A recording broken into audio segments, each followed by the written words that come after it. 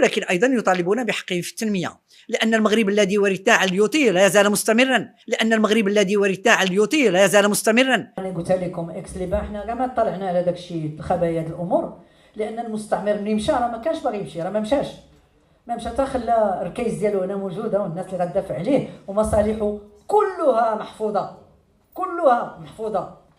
حنا باش ناكدوا على اننا بغينا الديمقراطيه وبغينا علاش الفوسفات ديالنا كيتخلصوا منه لي شومور ديال فرنسا وداك الشيء كله 50 عام 70 عام باش يمكن لينا نستافدوا من خيرات بلادنا. اما تمشي وتبقى تستافد، اما تمشي وتدخل ليا في شكون اللي غيحكم البلاد، تمشي وتدخل ليا في الحكومه شكون خصو يكون فيها، ما يمكنش. هادشي كله راه غير مقبول، وكيبين باننا بالفعل عايشين في ديمقراطيه الواجهه، واننا تحت السيطره، واننا تابعوا.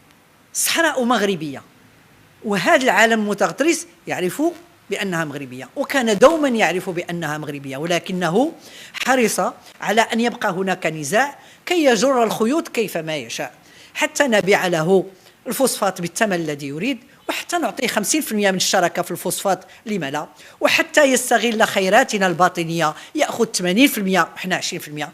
وهذا الشيء ديال الاعترافات غير في الكلام، راه حنا شفنا نتنياهو زعما طبعنا بالزز على الصحراء، في ديك العشيه مصور بالمغرب قسم على جوج زعما.